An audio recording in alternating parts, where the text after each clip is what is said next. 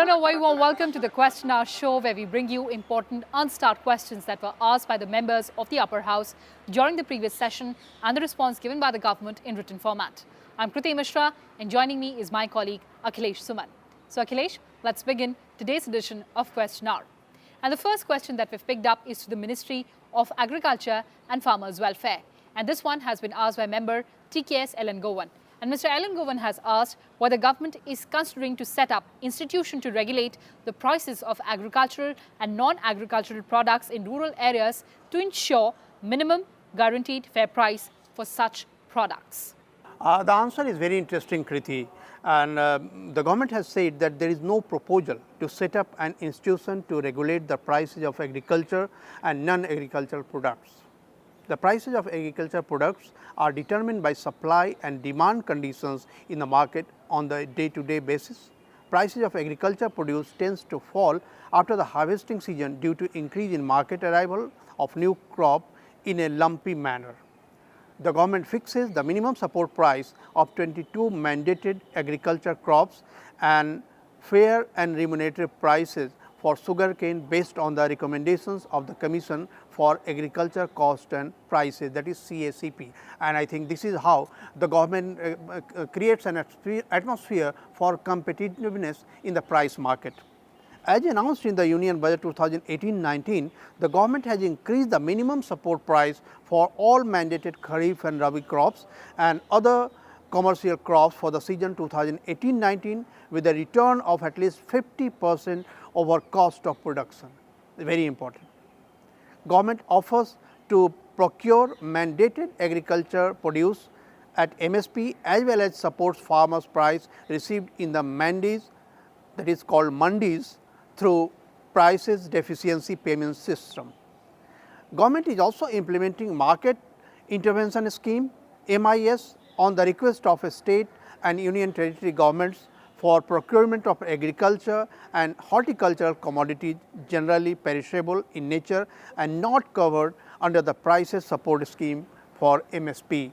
So, I think the agriculture is one of the important sectors in India, and the government has given the comprehensive reply. And the next question, Kriti, also pertains to Agriculture Ministry, the Union Agriculture Ministry indeed. The question has been asked by Mr. Amar Shankar Sable, and the question is whether government has received any report from the Beekeeping Development Committee.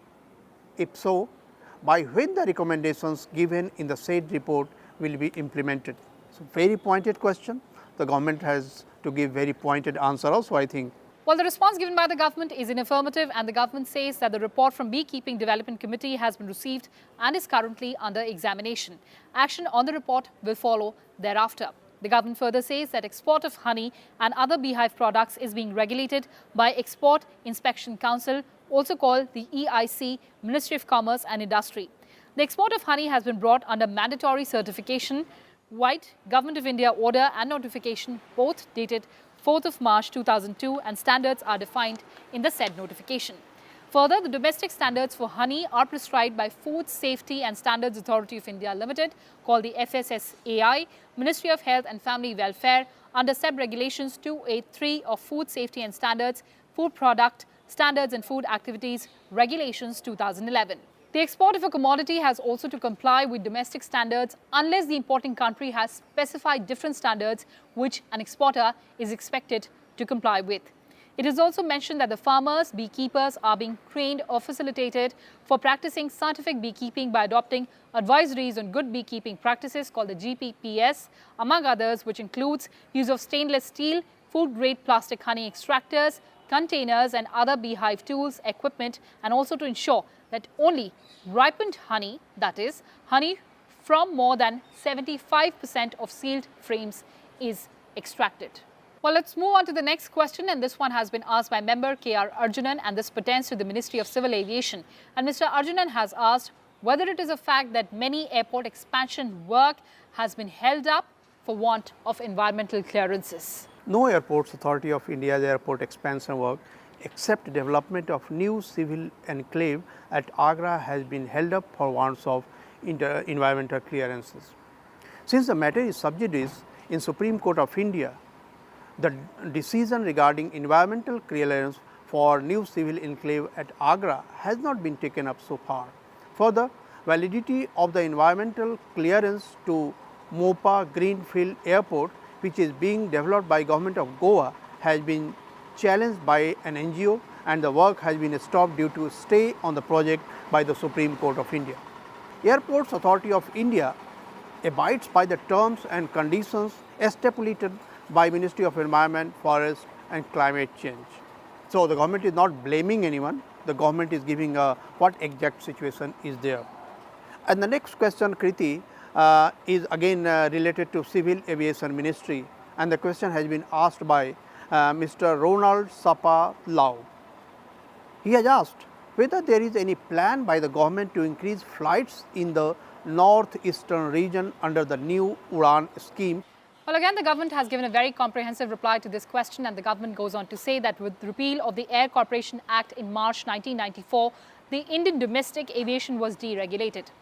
Airlines are free to induct capacity with any aircraft type, free to select whatever markets and network they wish to, and services that they wish to operate. Government has, however, laid down route dispersal guidelines, or the RDGS, with a view to achieve better air transport services to different regions of the country. It is therefore up to the airlines to provide air services to specific places, depending upon the traffic demand and commercial viability, subject to compliance with route dispersal guidelines. Accordingly, all scheduled operators are required to deploy in the northeastern region, Jammu and Kashmir, Andaman and Nicobar Islands, Himachal Pradesh, Uttarakhand and Lakshadweep, which are category 2 routes, at least 10% of their deployed capacity on trunk routes, which are called category 1 routes. Further, the operator will deploy at least 1% in category 2A routes within the northeastern region, Jammu and Kashmir, Himachal Pradesh, Uttarakhand, Andaman and Nicobar Islands, Lakshadweep and Kochi, Agati, Kochi of the capacity deployed on category 1 routes. Ministry of Civil Aviation has also launched Regional Connectivity Scheme, or RCS, Udan Ure Desh Ka Aam Nagrik scheme in 2016 to facilitate and simulate regional air connectivity by making air travel more affordable to the masses. North-Eastern region has been included in the priority areas of the scheme.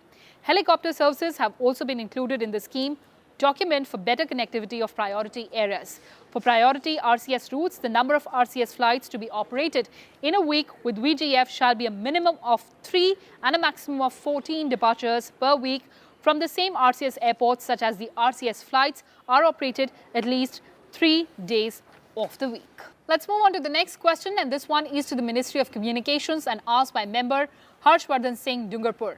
And Mr. Dungarpur has asked whether the government has set up a centralized monitoring system for mobile phones, landlines and internet users in the country.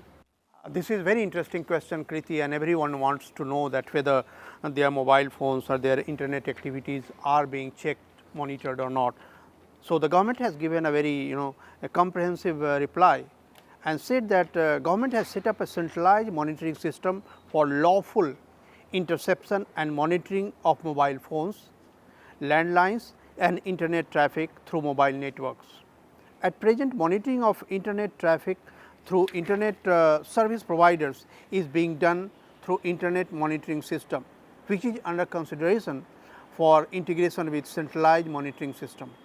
The centralized monitoring center at Delhi and all the 21 regional monitoring centers have been operationalized, covering all the 22 licensed service areas in the country. The salient features of centralized monitoring system are automated process of delivery of lawful interception order from law enforcement agencies to telecom service providers. 2. The electronic provisioning of the targets without manual intervention of telecom service providers. Continuity of lawful interception and monitoring irrespective of the target roaming in other licensed services areas. So, I think these are enough in this point of time that the audience can understand what is the system of monitoring. And the next question, Kriti, is by Mr. Narayan Lal Pancharia, and he is also asking question with the Ministry of Communications. His question is whether the government has taken any decision to transform post offices into instruments of financial inclusion. It's everyone knows that post offices are expanding their area. So, what is the answer?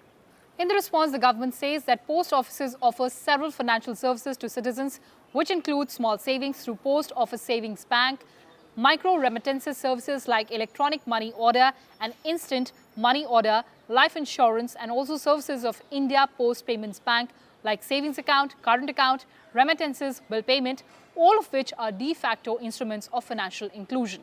The government further says that all the 1.55 lakh post offices, out of which 89% are in rural areas, are providing savings, remittances and insurance services. Currently, 1,29,161 branch post offices have been provided with subscriber identification module-based handheld devices for carrying out online portal and financial transactions. More than 1 crore digital banking transactions are taking place every month through these devices to provide financial services in rural India. Presently, more than 1.36 lakh post offices are also working as access points of India Post Payments Bank and providing payments bank services of IPPB. Moving on to the last question of this edition of Question Hour, and this one is to the Ministry of Culture, asked by member Narayan Rane. And Mr. Rane has asked whether it is a fact that Government of Maharashtra has sent a proposal to the centre to accord classical language status to Marathi language, and this proposal is pending with Government of India. And the government answer is yes. A proposal for granting classical status to Marathi language was received from Marathi Language Department, Government of Maharashtra. The said proposal was placed before the Committee of Linguistic Experts for its consideration. However, in the light of several writ petitions filed by Sri R. Gandhi in the Honorable High Court of Judiciary at Madras on the subject, it was decided to wait for the outcome of the said writ petitions. That means the government has held it up. The Honorable High Court of Judiciary of Madras has disposed of the writ petitions by common order dated 8/8/2016, declining to interfere in the matter and disposed of all the writ petitions. The proposal is again under active consideration in consultation with other ministries and committees of linguistic experts through Sahitya Academy. It is very complicated matter, language in India. So Akhilesh, these were the questions and answers in today's edition of Question Hour. But on the other side, we'll have Prashn Kal with our colleagues Arvind Singh and Kriti Singh. Stay tuned to Rajya Sabha Television.